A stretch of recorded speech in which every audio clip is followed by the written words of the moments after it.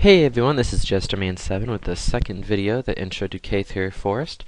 This time we are going to be using the theme deck Bonesaw Battle Group, as that is a popular one that lots of people have used. Kind of with the sale, I remember, I think it was last Halloween, it really saw an upsurge, so I decided to use that one. Also, of course, we're going to be showing you some of the KF stuff.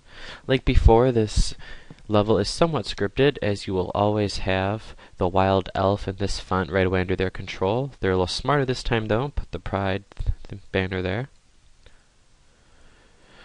KF is basically known for their magic attacks, their range, their speed, elusiveness, and healing, and like pacifying and charms.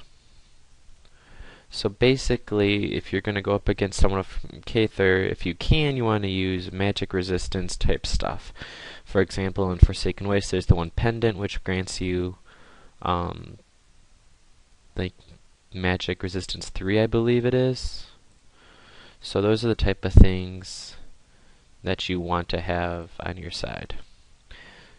What should be noted on this level is that they are a lot more aggressive, so I personally like to take my time, since once again we're not doing like a shrine rush or anything like that. We're trying to explain and have a good tutorial here. So you have the sprite you see came right forward compared to the last level where they didn't do anything. She of course has magical damage, big surprise.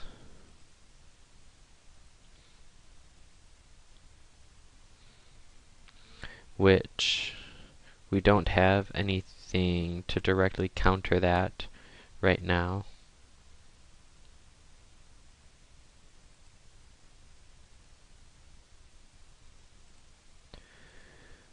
We'll go ahead and with the Bone Wing. Bone Wing is critical to your skeleton deck because he has boost, which a lot of people use him for, and you're probably going to want to run 2, which this deck only has 1 because it was the starter. You can see she's already down to 15 health. We'll go ahead, instead of trying to kill her this turn, we'll wait until next turn. We're also going to put the Unholy Tomb down right away, which causes every opponent to lose his 1 HP and gives you 2 Nora for it. So great to use when you're all in an undead battle group like this one.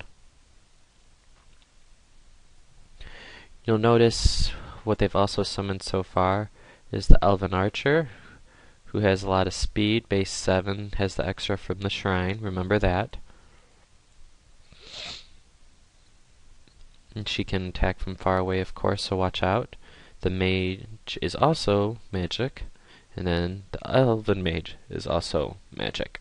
So definitely want to keep an eye out for all of that. It's hard to find immune magical stuff, but make sure you're not pressing forward with guys that are vulnerable to it is the most important thing.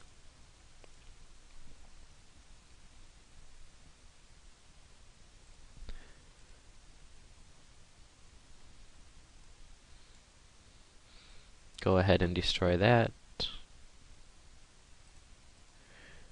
You can see he's stunned right now, so he can't activate anything. But I am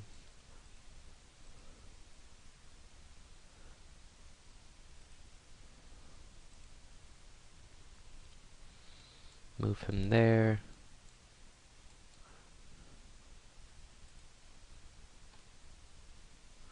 And one of the biggest parts to this battle group is the Tomb Lord, because they have Surge Skeleton 1, so they get +1 for every skeleton you have. But instead of putting them out right away, I personally like to wait and kind of build your guys up. That's another thing they're going to do, is cultivate the earth a lot.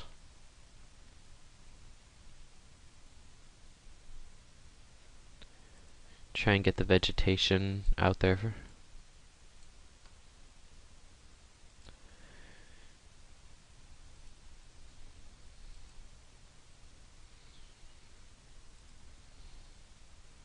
And always make sure that they are in range when you're using the boost. I just always do a quick double check, hover over it to make sure that my guys are where they're supposed to be. Bone Elemental is a really nice piece to this group that they give you, since every time that he is attacked, he puts his little skeleton guy next to him, which of course only helps the whole battle group idea of having lots of skeletons on the field.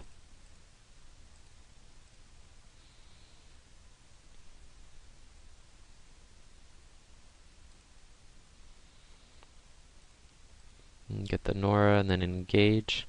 That's one of the things you're going to want to look for when you are going up against KF as well as range, is push forward that little bit to get within the range. It's a little different here because the Bone Elementor is a 2x2 square guy, so he's large, but I moved him closer just to show you, because as you can see when you look at his range, if I can get within that and I'm engaged, he has to use a lot more AP to get away from. Don't always be afraid to stay away from people because you're afraid of their attacks. Like sometimes you gotta go closer. Go ahead and put our other Bone Elemental out right now because he's such a great rune. And I'm assuming the archer's probably gonna attack my Toll Taker next turn, which will be okay for now.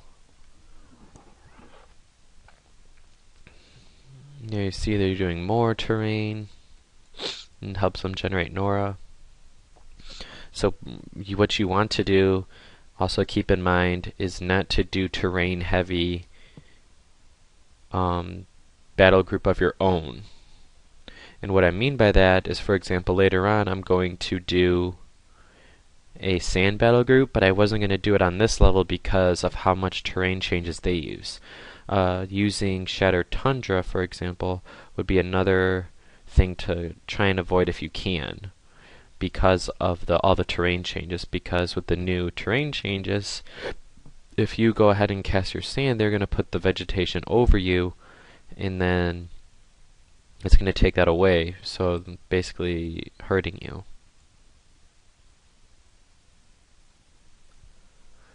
She only has 2 left, so I'm probably going to try and kill her with a spell or something once I attack,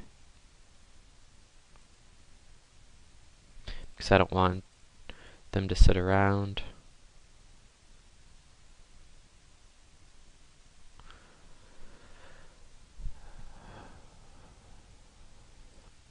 And just go ahead and use Hungry Dead. Causing the 4 damage, destroying.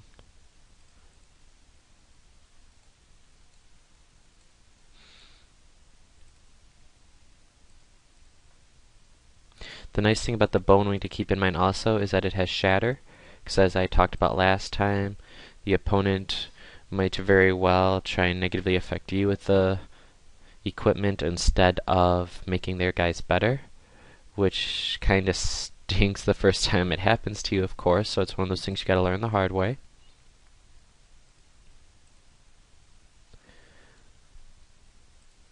But that's why it's always great to have at least one of those type of things in the deck, as I enforce. If you're doing a regular battle group, you would have, of course, 2,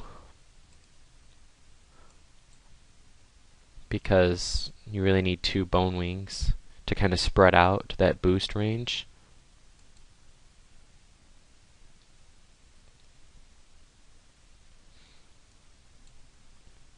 And then Altar of Bones is very nice. I don't have the relic I want yet, but then once you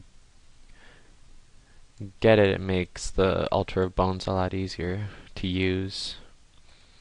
And go ahead and move these guys up and attack.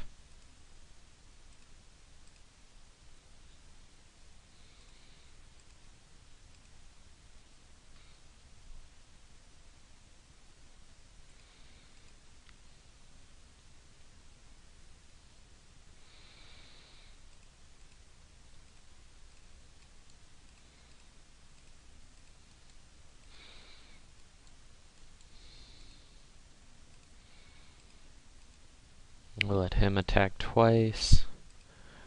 I am just short of being able to put, I was going to put either Alter Bones or the SR and Vex in that spot, but I'm just one square off, unfortunately. Move my Bone Wing up. Usually don't want to be too aggressive with the Bone Wing. I usually try and keep it behind the elementals a lot, just because the boost is so important. But because it's at full health so far, I was okay with moving it up. Now's a good time. We're going to put our Tomb Lord out. You can see here he has 13 damage.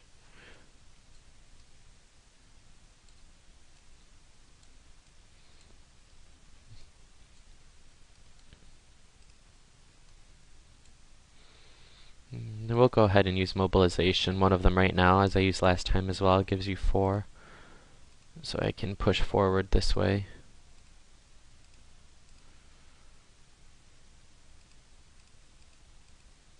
See, they have the trap, which of course you always have to look out for.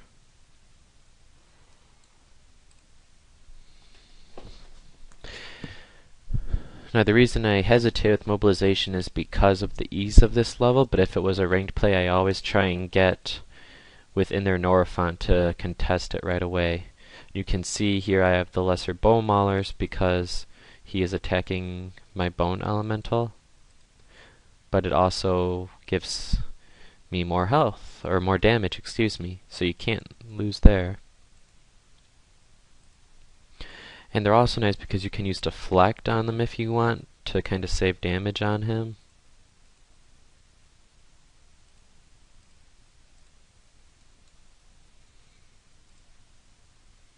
Seeing it kind of paid for going too close that time.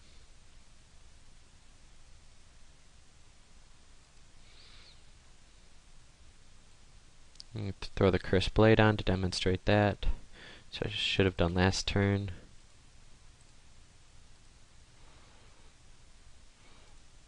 We'll go ahead and take care of him though.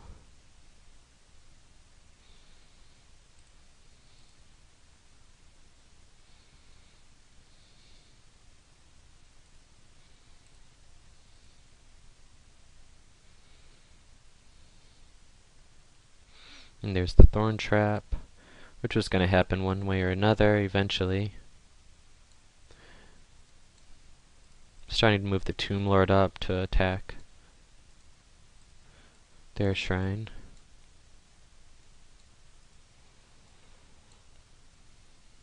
And Graveyard here is the keyest thing for a skeleton battle group, which I unfortunately took forever to get.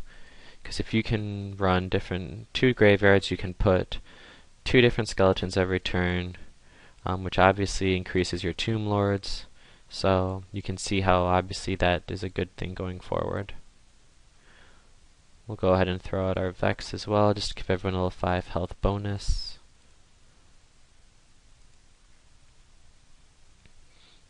I'm going to use him to engage so that she can't, or the Centaur Interceptor can't go and attack my elemental next turn.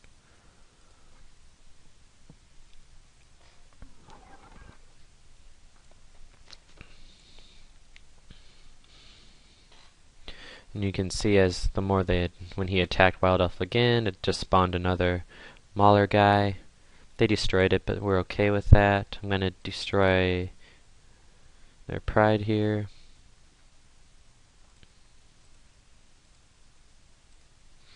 And the Bone Elemental still has 59 health, so definitely if you can get the Bone Elementals going and the Bone Wings to boost them, and then your Graveyard out, and have your Tomb Lords boosted, your skeleton deck can definitely be very strong and runnable. So as you can see now, because they attacked him the last turn, I mean, I just damaged them like 14 damage, which I wouldn't have had if they just didn't attack me. You know, compared to using a spell or some type of domination technique.